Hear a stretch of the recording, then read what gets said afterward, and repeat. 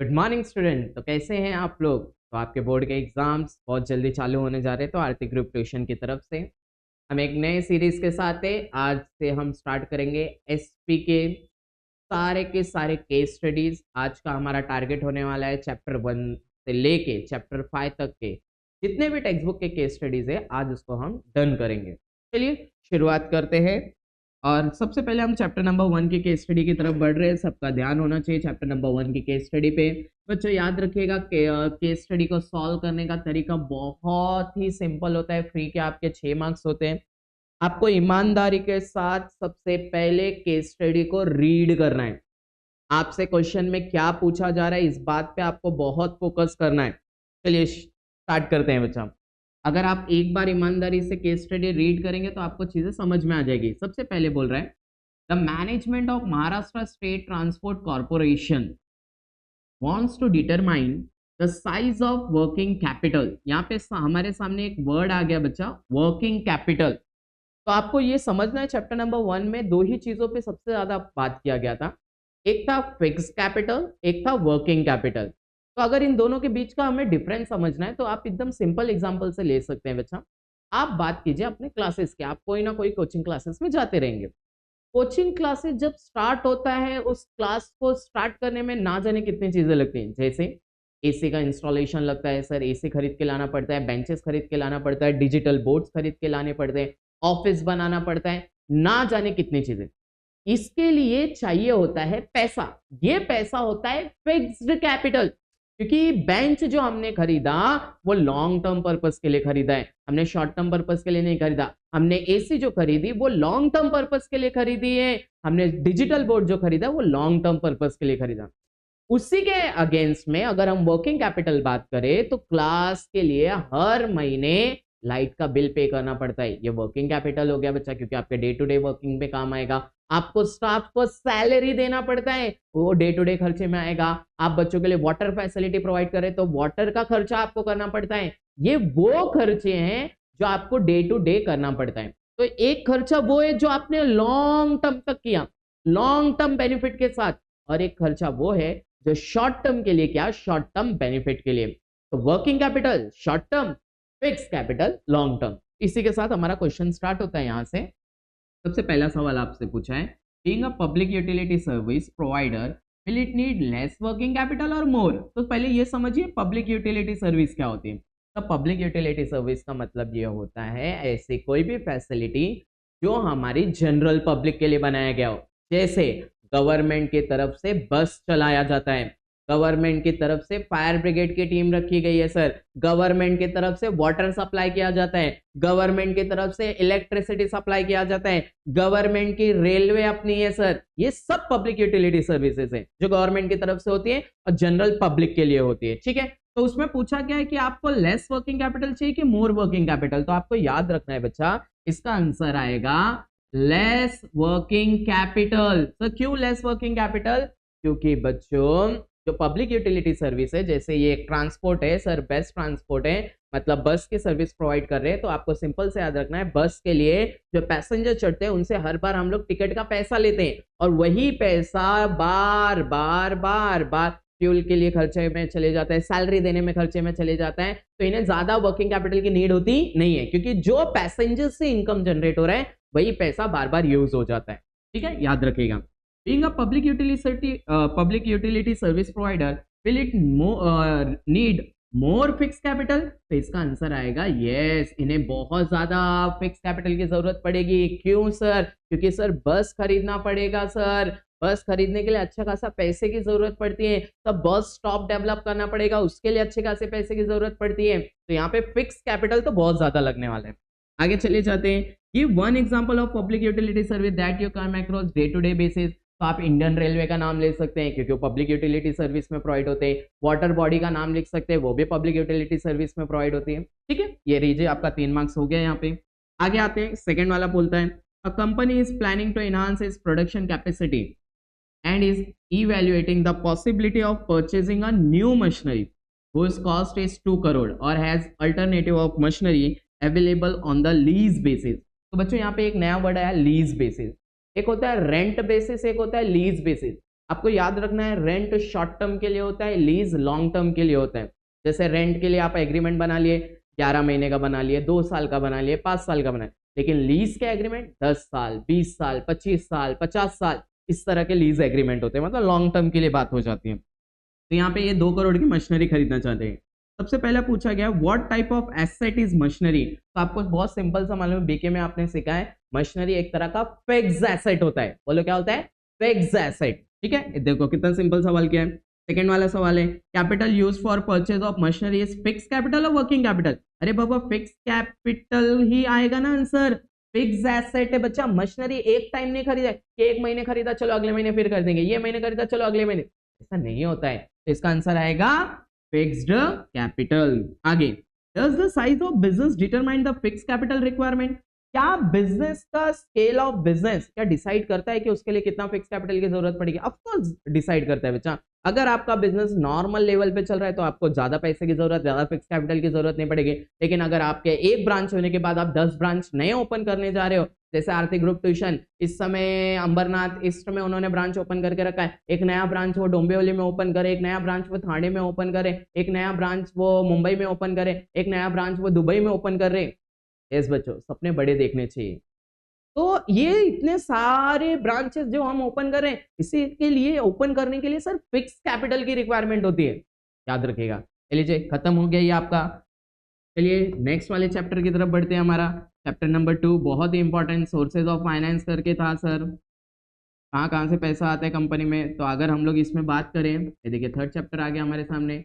इसमें अगर हम बात करें कितने हैं, टोटल 3 हैं। आपको बहुत ईमानदारी के साथ, चलिए आपके पास सिर्फ 30 सेकेंड है, फटाफट पढ़ लीजिए क्या क्या आपको आंसर निकालना है, जल्दी जल्दी देख लीजिए, फटाफट पढ़िए।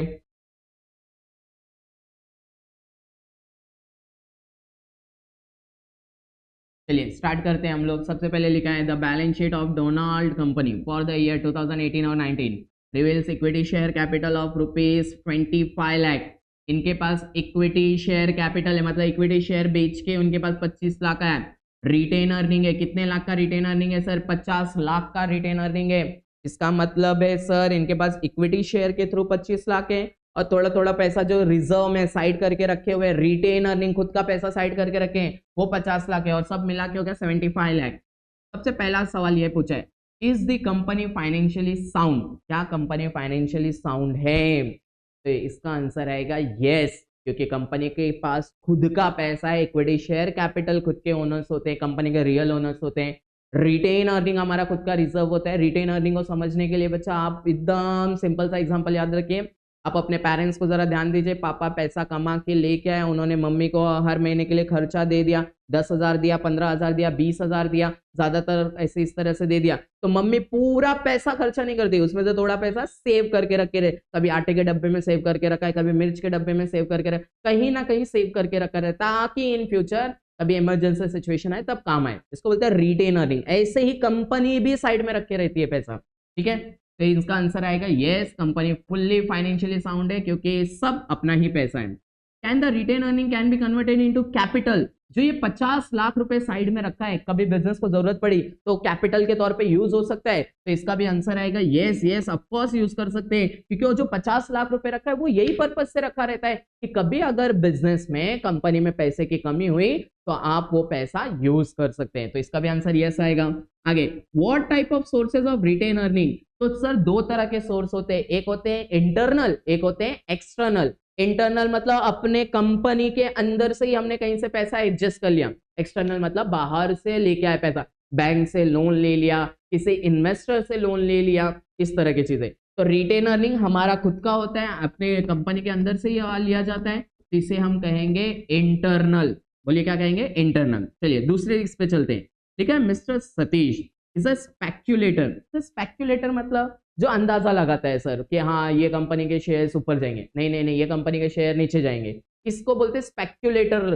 ठीक है, आगे, he desires to take advantage of growing market, मतलब मार्केट लगातार आगे बढ़ते जा रहा है, and companies product and earn handsomely, मतलब अच्छा खासा वो पैसा कमाना चाहता है ग्रोइंग मार्केट में, मतलब बहती गंगा में हाथ धोना चाहता है। तो आपसे कुछ एडवाइस गारंटेड मांगेगा ये। सबसे पहला एडवाइस आपसे मांग रहा है बच्चा, according to you which type of share mister Satish will choose to invest. तो कौन से टाइप का उन्हें शेयर्स खरीदना चाहिए। तो देखो बच्चा, जब मार्केट ग्रो कर रहा है तो एक ही शेयर जो सबसे बेस्ट होता है वो होता है इक्विटी शेयर, क्योंकि मार्केट ग्रो कर रहा है तो शेयर्स की वैल्यू गारंटीड बढ़ेगी, कंपनी आगे बढ़े शेयर्स की वैल्यू आगे बढ़ेगी, जितना ज्यादा आगे जाएंगे जितना सेल्स होगा उतना प्रॉफिट होगा उतना डिविडेंड मिलेगा, तो गारंटीड इक्विटी शेयर्स में इन्वेस्ट करना चाहिए इनको। आगे, what does the he receive as a return on investment, तो आपको याद रखना है बच्चा, इक्विटी शेयर्स पे जो आपको रिटर्न दिया जाता है उसे कहते हैं डिविडेंड। क्या कहते हैं? डिविडेंड। हाँ, ये याद रखना है आपको, कमेंट में बताना है कि सर इक्विटी शेयर को जो डिविडेंड मिलता है वो फिक्स्ड मिलता है कि फ्लक्चुएटिंग मिलता है। बहुत सिंपल सा है, ऑब्जेक्टिव में पूछा जाता है, कमेंट करके आप बता दीजिएगा। आगे, स्टेट एनी वन राइट, एक राइट बताओ which he will enjoy as a shareholder. अगर आपने इक्विटी शेयर खरीद लिया तो आपको क्या राइट्स मिलेंगे? तो सबसे पहला राइट तो आपको ये मिल जाता है कि आपको आ जाता है राइट टू वोट, आप मीटिंग में जा सकते हैं, वोटिंग करने का आपके पास राइट आ जाता है। दूसरा, right to inspect books of accounts, आप कंपनी के बुक्स ऑफ अकाउंट्स को चेक कर सकते हैं, आप मीटिंग अटेंड कर सकते हैं, आप अपने शेयर्स को ट्रांसफर कर सकते हैं, ये सारे राइट्स आपके पास आ जाते हैं as a equity share holder. चलिए नेक्स्ट चलते हैं सर, इसका last third chapter, second chapter का लास्ट क्या, थर्ड क्या बोलता है? सबसे पहले बोला है mister Rohit is an individual investor, invest his own funds in the securities. तो कोई तो रोहित नाम का इंसान है सर, वो इन्वेस्टर है, वो पैसा इन्वेस्ट करते हैं सिक्योरिटीज में। He depends on the investment income and does not want to take any risk. ये देखो, ये कोई रिस्क नहीं लेना चाहते। He is interested in definite rate of income and safety of principal, तो ये कोई रिस्क नहीं लेना चाहते। तो मार्केट में दो तरह के इन्वेस्टर होते हैं, पहला इन्वेस्टर जो रिस्क लेना पसंद करता है, दूसरे ये इन्वेस्टर होते हैं जो रिस्क लेना पसंद नहीं करते। वो हर्षद मेहता का डायलॉग है, रिस्क है तो इश्क है। तो ये वो कैटेगरी में नहीं है सर, इनको रिस्क नहीं पसंद है, इनको चाहिए कि एक फिक्स रेट ऑफ इनकम मिलना चाहिए। आगे सबसे पहला सवाल आपसे पूछा गया है, name the type of security that mister Rohit will opt for. तो अगर जो लोग रिस्क नहीं लेना चाहते उनके लिए मार्केट में कौन सा शेयर बना है बच्चों? आप सभी को मालूम है, एक साथ बोलिए, प्रेफरेंस शेयर। कौन सा शेयर? Preference share. याद रहेगा बच्चों, जिसमें रिस्क नहीं होता। आगे, What does he receive as a return on his investment? क्या मिलेगा इनको भी? सर इनको भी डिविडेंड मिलेगा सर, इनको भी, जैसे इक्विटी शेयर को डिविडेंड मिला इनको भी डिविडेंड मिलेगा। आगे third, the return on investment which he receive fix और फ्लक्चुएटिंग। तो आपको भी मालूम बच्चा, प्रेफरेंस शेयर्स में कंपनी पहले ही बता देती है कि हम आपको 10% डिविडेंड देंगे, हम आपको 12% डिविडेंड देंगे, हम आपको 15% डिविडेंड देंगे। वो फिक्स्ड होता है, कंपनी को कितना प्रॉफिट हो रहा है आपको उससे मतलब नहीं, कंपनी सबसे पहले आपको डिविडेंड देने वाली है इक्विटी शेयर से पहले, तो ये फिक्स्ड होता है। इसका आंसर क्या आएगा? फिक्स। ये देखिए कितना सिंपल सा केस स्टडी था, ये यहाँ पे भी खत्म हो गया। चलिए हमारे चैप्टर नंबर 3 की तरफ हम लोग चल रहे हैं। बहुत ही अच्छा चैप्टर है, बहुत ही वीआईपी चैप्टर है बच्चों, आपको ध्यान रखना है इसका भी। चैप्टर नंबर 3 के हम लोग अगर केस स्टडी की तरफ बढ़ रहे हैं, ये लीजिए आगे हम लोग केस स्टडी की तरफ, बहुत ही प्यारी केस स्टडी है। चलिए ईमानदारी से आप लोग खुद से ट्राई करिए सॉल्व करने के लिए। ये लीजिए आगे आपका चैप्टर 3, कितने केस स्टडीज है टोटल? ये देखिए 5 केस स्टडीज है, फटाफट खत्म हो जाएगा। आप ईमानदारी से ट्राई कीजिए, आपके पास 1 मिनट है, फटाफट सॉल्व करने का ट्राई कीजिए।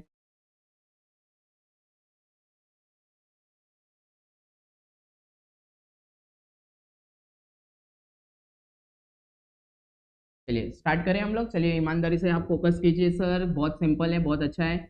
ईवा लिमिटेड कोई तो कंपनी है जिसके कैपिटल स्ट्रक्चर में 1,00,000 इक्विटी शेयर्स है। बच्चा ये नंबर्स है, हाँ बच्चा याद रखिएगा, ये नंबर्स है। टोटल 1,00,000 इक्विटी शेयर है जिनकी फेस वैल्यू है 10 रुपए। तो आपको कॉमन सेंस होना चाहिए बच्चा, अगर 1,00,000 इक्विटी शेयर है मल्टीप्लाई बाय अगर मैं 10 करता हूँ तो इसकी कीमत हो जाएगी बच्चा, आपको भी मालूम है 10 लाख। यस और नो बच्चों? आगे, the company has offered to the public, वो पब्लिक को 1,00,000 में से कितने इक्विटी शेयर बेचना चाहते हैं sir? 40,000 of this, and public has subscribe 30,000 equity shares. तो ध्यान से समझिए पूरे केस स्टडी को। सर इनके पास 1,00,000 इक्विटी शेयर्स हैं जिसमें से ये बेचने निकले हैं 40,000 और जिसमें से बिका है 30,000 इक्विटी शेयर। ये ध्यान रखिए, आपसे पूछा गया है, सबसे पहले पूछा गया है ऑथोराइज कैपिटल कितना है, तो आपको याद रखना है इनके पास 1,00,000 इक्विटी शेयर है जिसकी कीमत 10 रुपए है, 10 रुपए कीमत है, तो इनका ऑथोराइज कैपिटल है 10 लाख रुपए। बहुत सिंपल सा आंसर। तो सब्सक्राइब कैपिटल कितना है? सब्सक्राइब मतलब पब्लिक ने कितना खरीदा, तो यहाँ पे बोला गया था कि 30,000 इन्होंने शेयर्स खरीदा, एक की कीमत 10 रुपए है, तो इन्होंने खरीदा टोटल 3 लाख का सब्सक्राइब कैपिटल है इनका। सर उसके बाद पूछा है इश्यूड कैपिटल कितना है, इश्यूड मतलब कितना ये बेचने के लिए निकले थे। सर 40,000 शेयर बेचने के लिए निकले थे, 10 रुपए के भाव से 4 लाख का इनका इश्यूड कैपिटल हो जाएगा। देखिए कितना सिंपल था, पहला वाला खत्म भी कर दिया हमने।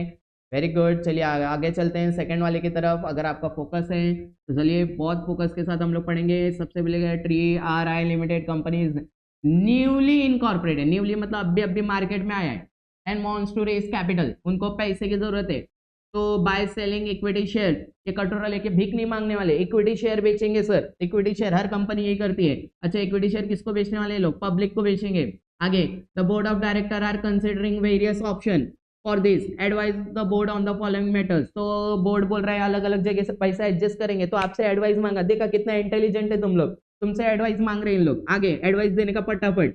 सबसे पहला what should the company offer, IPO के एफपीओ। पहले तो बच्चा लोग मेरे को बताओ आईपीओ और एफपीओ का फुल फॉर्म क्या होता है। सर आईपीओ का फुल फॉर्म तो अपने को मालूम है, क्या मालूम है, इनिशियल पब्लिक ऑफर। सब लोग एक साथ बोलने का, इनिशियल पब्लिक ऑफर। अच्छा दूसरे वाले का एफपीओ का क्या होता है, सर फर्दर पब्लिक ऑफर। क्या बोलते हैं, फर्दर पब्लिक ऑफर। अच्छा इसका एक और नाम है, फटाफट कमेंट करके बताने का।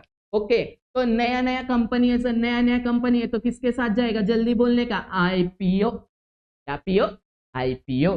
चलिए आगे चलते हैं।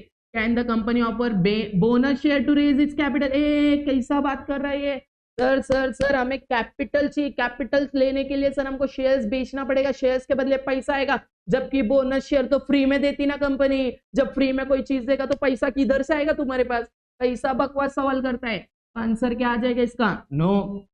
आगे चलते हैं। Can the company inter into underwriting agreement, yes yes yes बच्चों, शेयर्स बेचने से पहले अंडरराइटिंग एग्रीमेंट में जाना ही पड़ेगा।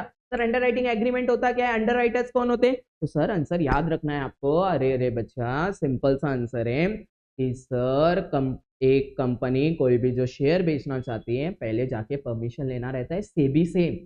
सेबी आपको डायरेक्ट परमिशन नहीं देती, आपके डॉक्यूमेंट चेक करती है और उसके बाद कंडीशन लगाती है कि 90% शेयर बिकने चाहिए। अगर 90% शेयर बिक गया तो आप पब्लिक से पैसा ले सकते हो, अदरवाइज सबका पैसा रिफंड करना पड़ेगा।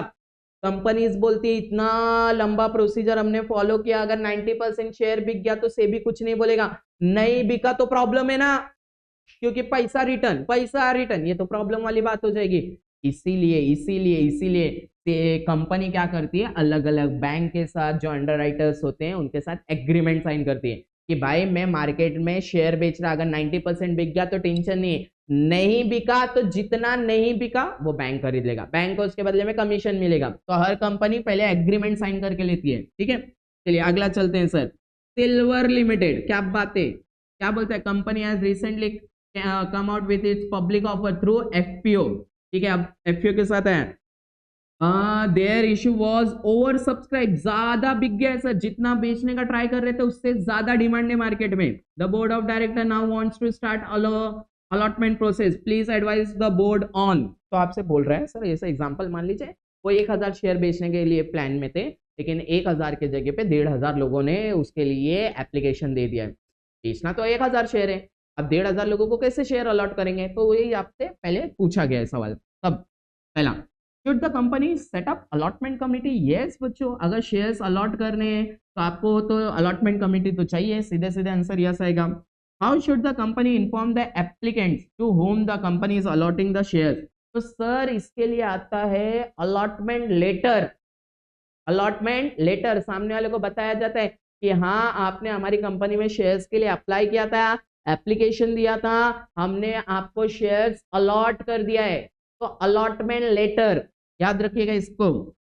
आगे, with in what period should the company issue share certificate, तो कितने दिन के अंदर शेयर सर्टिफिकेट देना चाहिए, तो आपको याद रखना है सर 2 मंथ्स के अंदर शेयर सर्टिफिकेट देना है, मतलब देना है सर। 60 डेज के अंदर आपको शेयर सर्टिफिकेट देना है, मतलब देना है, याद रखिए ये बात। चलिए आगे चलते हैं थर्ड वाले के साथ, अगर हम लोग ईमानदारी के साथ चले, थर्ड भी हो गया हमारे साथ। चलिए फोर्थ वाले के साथ चल रहे हैं हम लोग। फोर्थ वाला सबसे इंपॉर्टेंट क्या बोलते हैं आपके लिए, सर बोल रहा है red tubes limited has made a demand on its shareholders to pay the balance unpaid amount of ₹20 per share having face value of 100 held by them.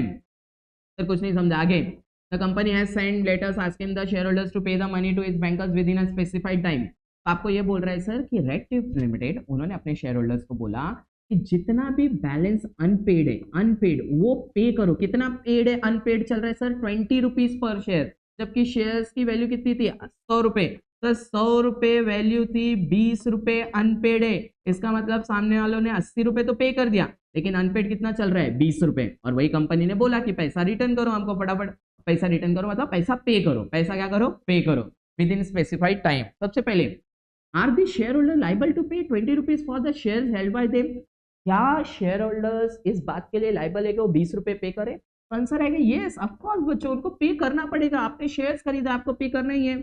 आगे name the letter send by the company to the share holder asking them to pay ₹20। तो 20 rupees पे करने के लिए कौन सा letter भेजेंगे? तो इसका आंसर आएगा call letter. Sir call letter भेजना पड़ेगा। अब व्हाट्सअप नहीं करने वाले उनको, आपको कॉल लेटर सेंड करना पड़ेगा कि भाई हमारा 20 रुपए दो आगे जो बैलेंस है। What happens if shareholder fails to pay the money within a specified time? अगर आपने हमें स्पेसिफाइड टाइम में नहीं दिया, कंपनी कुछ नहीं करती, सीधे सीधे आपके शेयर्स को कैंसिल कर देगी, जिसे आपने इशू ऑफ शेयर्स में सुना रहेगा फोरफीचर ऑफ शेयर। फोरफिट कर देना, कैंसिल कर देना, सीधे आपका शेयर कैंसिल कर दिया जाएगा क्योंकि आप हमारा पैसा नहीं प्रोवाइड कर रहे हो। चलिए आगे चलते हैं सर। लास्ट वाली केस स्टडी देखिए क्या बोलते हैं आपके लिए। लास्ट केस स्टडी आपसे बोला गया x own 100 share while Y owns 500 share of Red Tubes Limited. The company has it asked shareholders to pay the balance unpaid amount of 20. X pays the full money. X कितना है? X अच्छा है? X अच्छे नहीं होते। X pays the full money demanded by the company. Y, who is in bad financial position, is unable to pay any money. तो X ने payment कर दिया, Y ने पेमेंट नहीं किया क्योंकि बेचारा अच्छे कंडीशन में नहीं चल रहा है। पहला, can the company forfeit the shares of Y? क्या Y के शेयर्स को कैंसिल किया जा सकता है कंपनी के थ्रू? ऑफ कोर्स यस किया जा सकता है क्योंकि वो पैसा नहीं दे पा रहा है। आगे, can the company forfeit the shares of X? क्या X का शेयर कैंसिल किया जा सकता है? नहीं नहीं नहीं, बिल्कुल नहीं किया जा सकता क्योंकि जो 20 रुपए बैलेंस था उसने वो पूरा फुल मनी पे कर दिया। ऐसे कैसे आप कैंसिल कर दोगे? Can X transfer his share? Of course उसने पूरा पेमेंट कर दिया है तो वो पूरा अपना शेयर क्या कर सकता है, ट्रांसफर। देखा बच्चों, 3 चैप्टर हमारे हो भी गए, कितने इजी थे, फटाफट खत्म भी हो गए। चलिए नेक्स्ट वाले चैप्टर नंबर 4 की तरफ चलते हैं। बहुत ही अच्छा चैप्टर है ये भी। इसमें हमने सीखा है डिबेंचर कैसे इशू करते, क्या प्रोसेस होता है इसका। चलिए आ जाइए हम लोग चैप्टर नंबर 4 के केस स्टडी पे आ गए। ये रहा चैप्टर नंबर 4 का केस स्टडी। इसमें सिर्फ देखो 3 केस स्टडी है। ईमानदारी से आप लोग पढ़िए और इसका आंसर निकालने का ट्राई कीजिए। चलिए देखते हैं कौन कौन फटाफट आंसर निकालता है। जल्दी जल्दी निकालिए आंसर।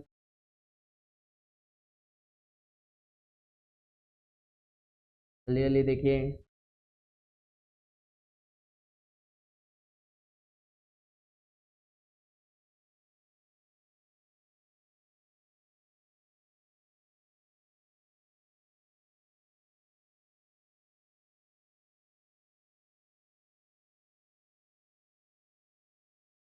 चलिए आंसर निकालने का ट्राई करते हैं बच्चा। सबसे पहले आंसर क्वेश्चन है, rose limited company proposes to issue debenture to the public to raise fund. तो डिबेंचर इशू करना चाहते हैं। डिबेंचर मतलब पब्लिक से लोन लेना। पब्लिक से क्या लेना है? लोन। जैसे आप बैंक से लोन लेते हो वैसे आप पब्लिक से लोन लेते हो। After discussion the board of directors have decided to issue secured redeemable and non-convertible debenture with a tenure of 10 years.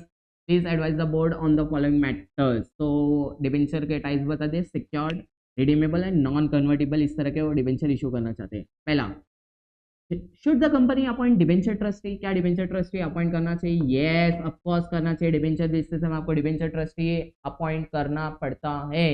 इनका काम होता है to protect the interest of debenture holders. Debenture holders को अगर time पे interest नहीं मिलता है, डिबेंचर होल्डर्स को उनका पेमेंट रीपे नहीं होकर मिलता है, तो डिबेंचर ट्रस्टी काम आते हैं वहां। ठीक है, अंस gain should the company create charge on asset? Yes बच्चों, क्योंकि इसने बोला सिक्योर्ड तो गारंटीड आपको चार्ज ऑन एसेट क्रिएट करना पड़ेगा in the interest of debenture trustee. आगे, can the company the tenure of debenture be less than 10 years? Yes बच्चों, लेस देन 10 ईयर्स हो सकता है, मोर देन 10 ईयर्स नहीं हो सकता है। ये आपको याद रखना है। मैक्सिमम 10 साल आपको अलाउड रहता है, उससे ज्यादा अलाउड नहीं रहता है। चलिए आगे चलते हैं सर।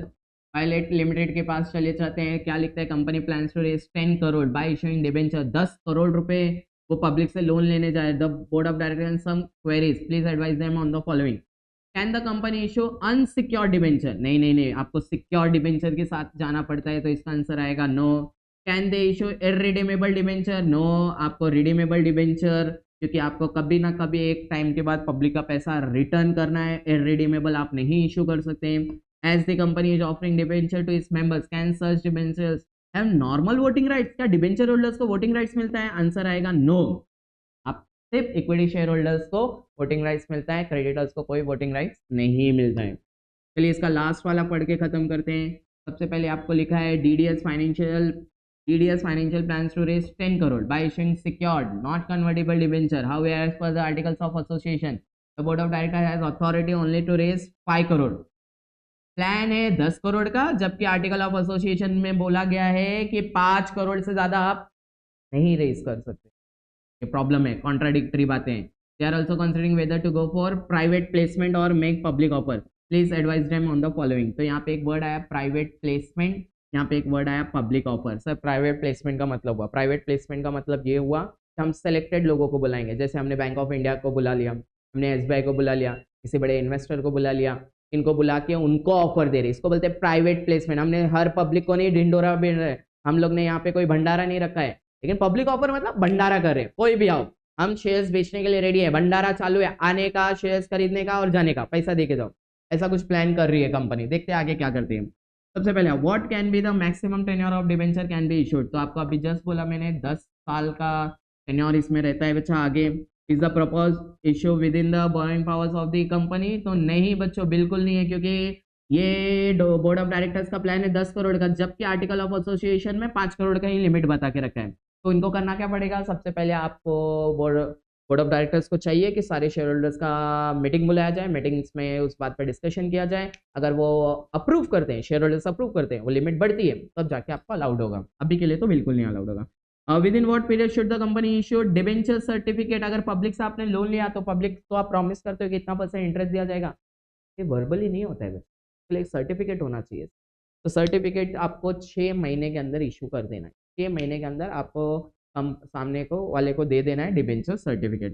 ये देखिए बच्चों चैप्टर नंबर 4 का भी हो गया। चलिए आज का हमारा लास्ट टारगेट है चैप्टर नंबर 5। चलिए चेक करते हैं चैप्टर नंबर 5 के लिए क्या क्या पूछा गया है, कौन कौन सी केस स्टडी पूछी गई है। ये रहा हमारा chapter number, done done done done done, आ गया आ गया आ गया आ गया। 4 केस स्टडीज हैं। चलो ईमानदारी से पढ़िए, पहले खुद से ट्राई कीजिए सॉल्व करने के लिए, जल्दी जल्दी फटाफट।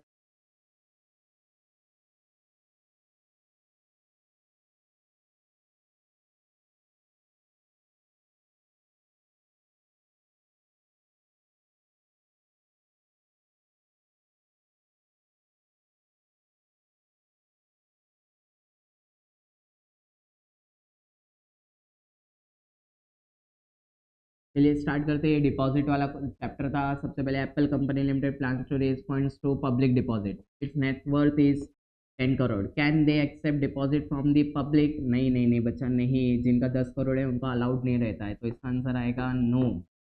Can they accept deposit which matures after 4 years, इसका भी आंसर आएगा नो, क्योंकि इसका आंसर आपको मालूम होना चाहिए 6 महीने से लेकर 36 मंथ्स मैक्सिमम अलाउड है, कम से कम 6 महीने, मैक्सिमम 36 मंथ्स, और 4 ईयर्स ज़्यादा हो जाते हैं, तो इसका भी आंसर नो आएगा। With in what period should the company issued deposit receipt, तो आपको याद रखना है ये 21 डेज के अंदर इशू कर देना है, ठीक है। आगे ABC company limited is eligible public company, eligible as per the companies act 2013 with difference to accepting public deposit, can the company accept deposit in joint names, yes allowed है आपको, मैक्सिमम 3 जॉइंट नेम्स अलाउड होते हैं, अगर आप chapter पढ़ेंगे तो आपको मालूम पड़ जाएगा। Can the company accept deposit from its member, yes yes of course, अगर पब्लिक से अलाउड है तो मेंबर से भी। Can the company issue secure deposit, तो इसका भी आंसर आएगा यस, सिक्योर डिपॉजिट भी होता है, ठीक है। आगे चलते हैं, थर्ड वाला हम लोग के साथ आ रहे हैं सर। थर्ड में क्या बोलता है, Apple company limited is eligible public company is plan to raise secure deposit from the public, please advise the board on the following. Does the company need to get share holders approval for accepting deposit, क्या इनको share holders के approval की जरूरत है? Yes of course जरूरत है। Does the company have to appoint debenture trustee, इन्हें debenture trustee की जरूरत पड़ती है, तो अगर हम लोग आंसर निकालना चाहें तो इसका भी आंसर आ जाएगा यस, डिपॉजिट ट्रस्टी होना चाहिए। चेक कर लीजिएगा एक बार अच्छे से। With in what period should the company create charge on इस एट सेट, कितने दिन के अंदर? 30 डेज के अंदर आपको यहाँ पे चार्ज क्रिएट करना रहता है। Sun private limited company wants to raise funds through deposit, private limited बोल रहा है, okay. Can the company accept deposit from the public? नहीं नहीं नहीं नहीं नहीं, प्राइवेट कंपनीज को अलाउड नहीं होता है पब्लिक से, तो इसका आंसर क्या आ जाएगा? No. This document should the company issue to invite deposit? तो I think circular, private company के लिए सर्कुलर इशू किया जाता है।